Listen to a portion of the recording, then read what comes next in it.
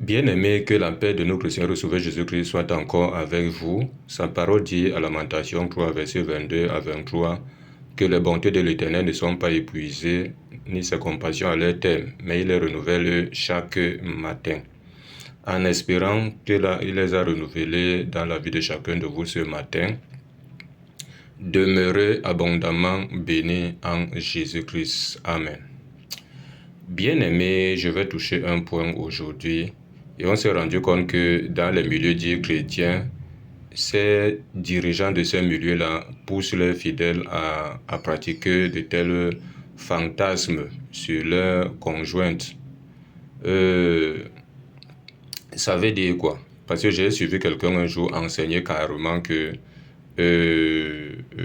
dans l'intimité de l'homme et de la femme, ils peuvent pratiquer toutes sortes de fantasmes là-bas. Ils peuvent pratiquer toutes sortes de perversité et cela n'est pas condamnable à la lumière de la parole de Dieu. Parce que la femme n'a pas autorité sur son corps et son mari pareil.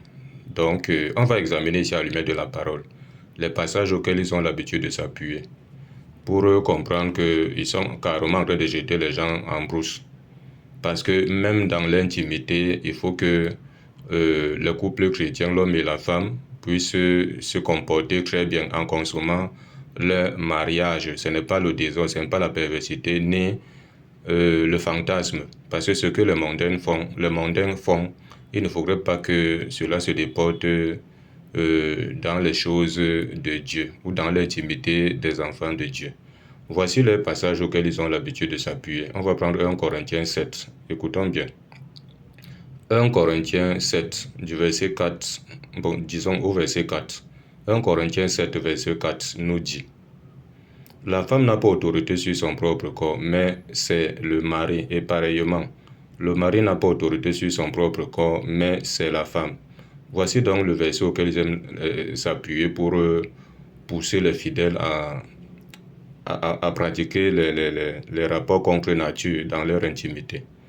Bon, on va continuer au verset 5. Écoutons ce qui est écrit. On dit: ne vous privez point l'un de l'autre, si ce n'est d'un commun accord, pour un temps, afin de vaquer à la prière, puis retourner ensemble, de peur que Satan ne vous tente par votre incontinence. Le passage ne voulait pas dire que tu dois faire du corps de ton conjoint ou de ta conjointe ce que tu veux. Ça ne voulait pas dire ça. Ça voulait dire ici que quand l'homme veut aller vers sa femme pour consommer le mariage, la femme ne doit pas refuser. Et vice-versa aussi, ce n'est d'un commun accord. Donc s'ils veulent ne pas consommer le mariage, c'est pour un commun accord. Ça ne voulait pas dire qu'ils doivent faire du n'importe quoi de leur corps parce que le corps de l'un appartient à l'autre et vice-versa. Non, c'est pas ça. On dit bien au verset 5, on dit: ne vous privez point l'un de l'autre, si ce n'est d'un commun accord, pour un temps, afin de vaquer à la prière. Donc il faut que les gens comprennent de quoi il est question. Bon, maintenant on va examiner à la lumière de la parole, on va continuer à examiner Proverbe 16. On va prendre Proverbe 16. Écoutons ce que la parole nous dit ici. Proverbe chapitre 16, verset 4. Proverbe 16, verset 4 nous dit: l'Éternel a tout fait pour un but, même le méchant pour le jour du malheur. L'Éternel a tout fait pour un but, même le méchant pour le jour du malheur. Ça veut dire que quoi? La bouche est là pour manger, pour parler, pour louer Dieu, pour prier, pour adorer Dieu. Voilà. Mais la bouche n'est pas là pour que dans votre intimité, vous fassiez du n'importe quoi avec la bouche, non. Vous allez trouver d'autres que leur pratique, ils pratiquent seulement leur fantasme au travers de la voie buccale. Et d'autres même, ils pratiquent seulement leur fantasme ou leur perversité au travers de la voie anale. Or, à la lumière de la parole, c'est formellement interdit ici. La voie anale est là pour faire des selles et la bouche est là, comme j'ai dit, voilà. Parce que ces deux voies-là, en pratiquant votre intimité au travers de ces deux voies, vous ne pouvez jamais, vous n'allez jamais enfanter. La femme ne va jamais concevoir parce que ce ne sont pas les voies définies par Dieu pour que l'homme aille vers sa femme. Mhm.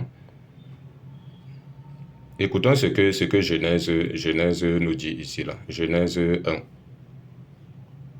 du verset 6 au verset 7. Genèse 1, du verset 6 au verset 7. Du verset 26 au verset 27, plutôt. Genèse 1, du verset 26 au verset 27. Soit on prend du verset 27 jusqu'au verset 28 pour aller rapidement. On dit, Dieu créa l'homme à son image, il le créa à l'image de Dieu. Il créa l'homme et la femme. Dieu les bénit et Dieu leur dit, soyez féconds, multipliez, remplissez la terre et assujettissez et dominez sur les poissons de la mer, sur les oiseaux du ciel et sur tout animal qui se meut sur la terre. Dieu leur a dit, soyez féconds, remplissez, multipliez, remplissez la terre. Ces voies-là que les gens utilisent ne peuvent pas ou ne peuvent pas faire à ce que la femme soit féconde, que la terre se multiplie ou que la terre soit remplie. C'est pas ça. Il ne faut pas qu'on commence à vous pousser à faire des choses qui ne glorifient pas Dieu. Dieu n'est pas dedans. Donc voilà un peu ça. Il fallait davantage que vous soyez éclairés. Écoutons ce que Genèse 4, verset 1 nous dit ici. Jusqu'au verset 2 même. Genèse 4, du verset 1 au verset 2 nous dit. Adam connut Ève, sa femme. Elle conçut et enfanta Caïn.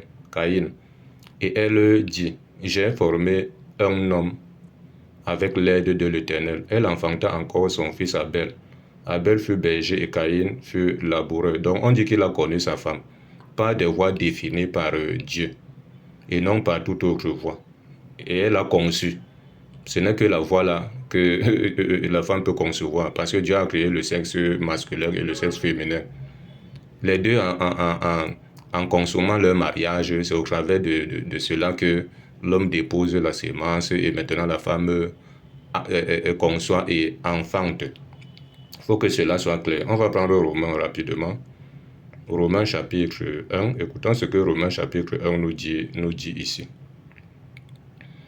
On va prendre Romains 1 verset 26. Romains 1 verset 26 nous dit. C'est pourquoi Dieu les a livrés à des passions infâmes, car leurs femmes ont changé l'usage naturel en celui qui est contre nature.